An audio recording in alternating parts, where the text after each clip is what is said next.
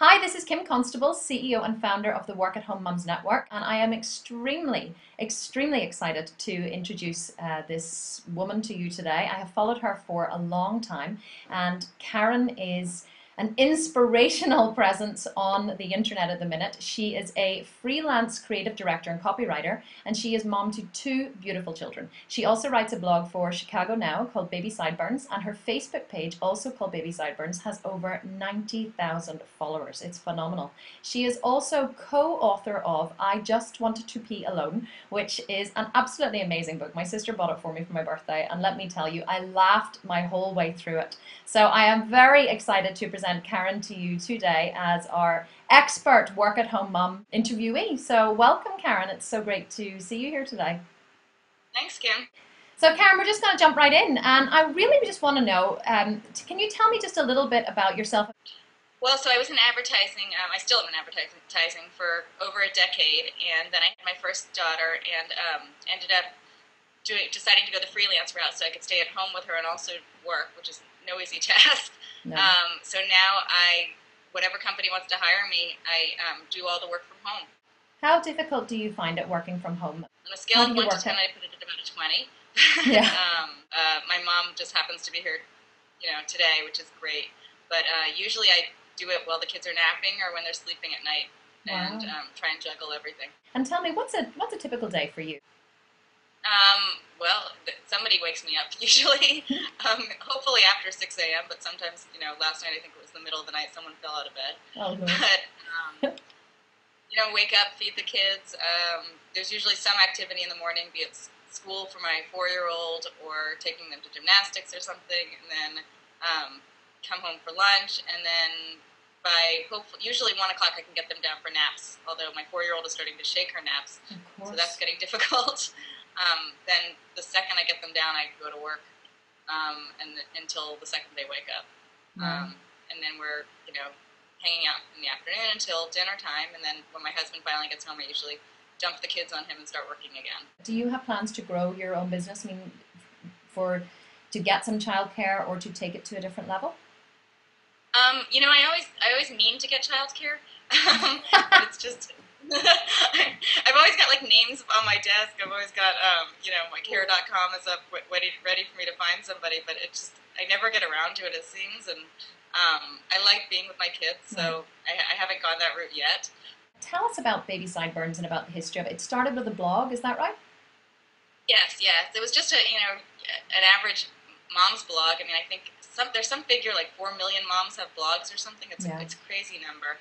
So I couldn't be the only one who didn't have a blog, so I started one, and just wrote it for myself at first, and it slowly got a few more members, and then I think in November it had 170 members when I wrote a blog that just went uber viral, and since then, and then I wrote another blog I think last week or for Mother's Day that went even more uber viral, and so I think I'm almost at 100,000.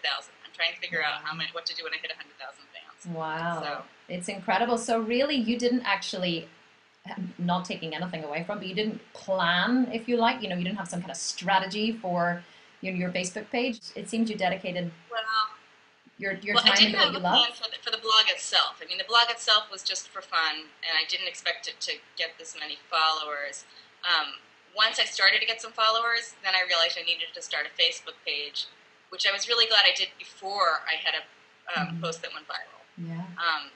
As soon as I saw that my numbers were increasing so much, I realized this could actually turn into something, and I, worked my tail off to get to almost 100,000. I mean, it's taken a lot of work. I'm sure. And how do you come up with your content? I'd say 75% of it my kids just provide to me, just by being being them. Rugrats they are. Right. Yeah, and then the rest of it, it just comes to me, like current events.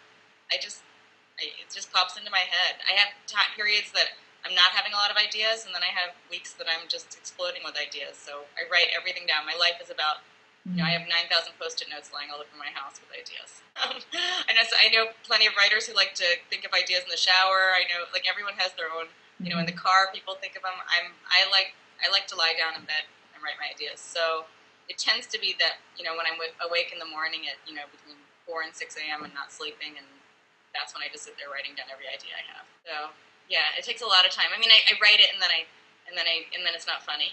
I have to rewrite it and make it funnier. And then I work on making it funnier and funnier, and then, hopefully at the end people will laugh. Sometimes they do, sometimes they don't. Yeah. And it's impossible whenever you have that amount of exposure that you do not to get the haters, as I call them. You're all. I mean, how do you deal with that? I mean, that must be tough.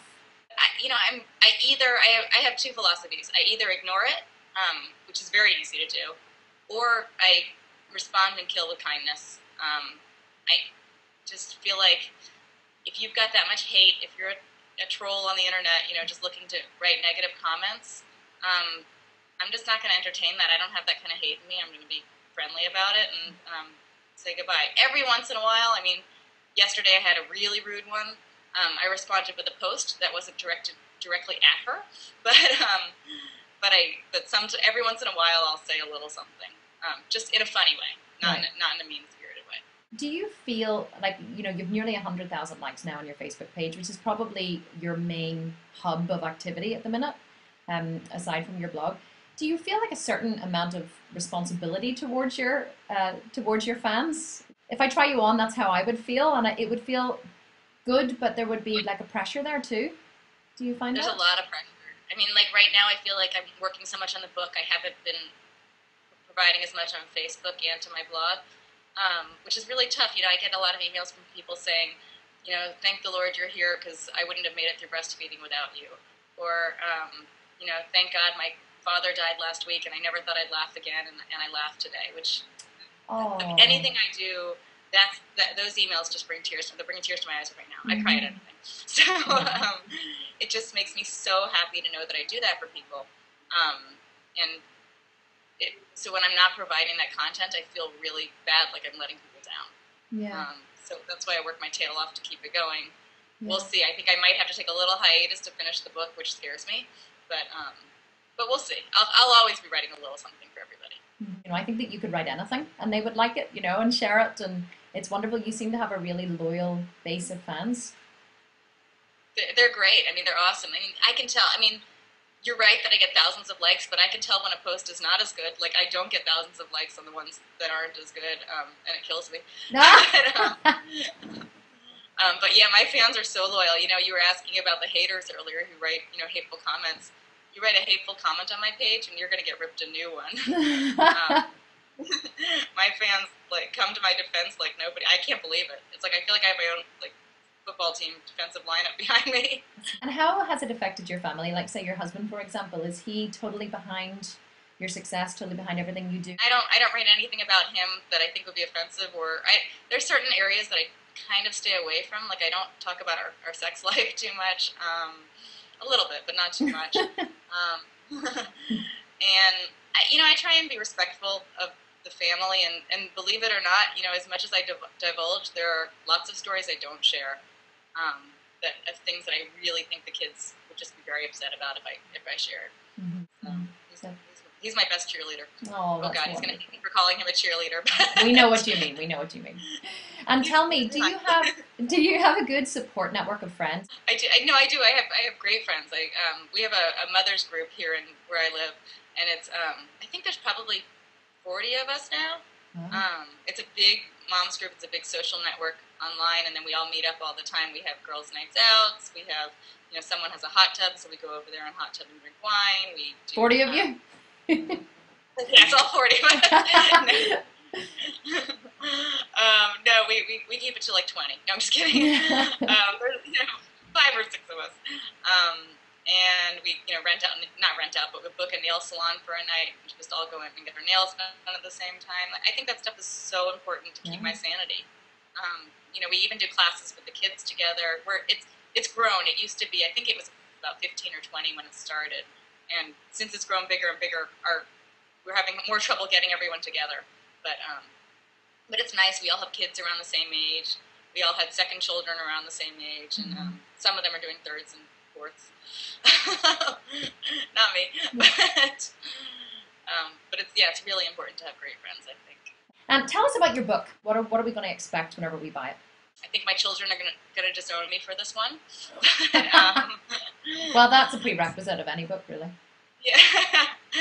And it's gonna be fun. I'm trying to organize it. Like right now, when you see a blog come out for me, there's no rhyme or reason to it. They just come out in whatever order the ideas are. I'm trying to figure out a good outline to put together. I know there's gonna be one chapter that's all holiday stuff because I have a lot of great holiday posts. Because I did a Kickstarter project that funded the book.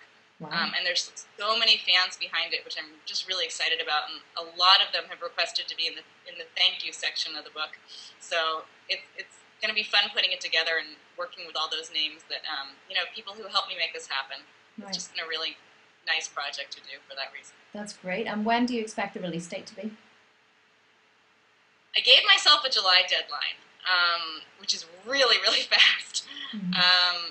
It's eating me up inside. I'm awake at night thinking about it, but I'm trying really hard, and I'm really hoping to make that deadline. I'd say worst case scenario it would be August, but I think it'll be July. Oh, that's great. That's wonderful. And tell me, what are your plans for the future?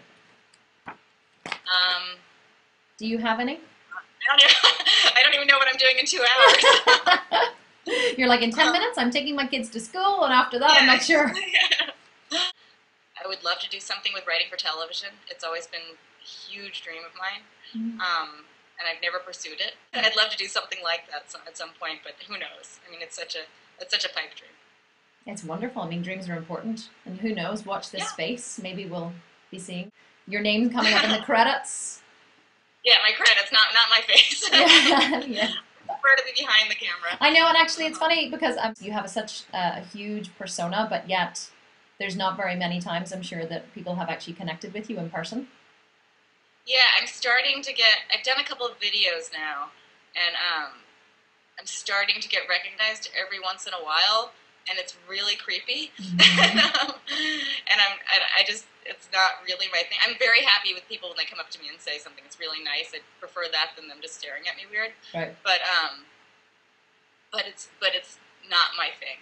I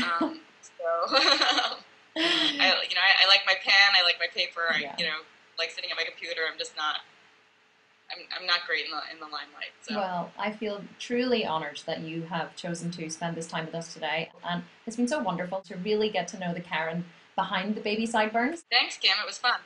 And you can check out facebook.com/BabySideBurns. I highly recommend that you do that and you hit the like button because you are going to love her posts in your newsfeed. You will laugh your socks off every single day. Karen Alpert, thank you so much for your time. It has been an absolute honor. And I really hope that you'll bounce into the discussion boards or forums at some point in the future if you ever find some time and maybe drop in some pearls of wisdom for our members. or lack thereof. Lack thereof. No, that would be absolutely great. It's wonderful. Thank you again for your time, and I hope you have a great day. Enjoy the rest of it and get your kids to school on time. Bye. Okay, bye. Take care. Bye-bye.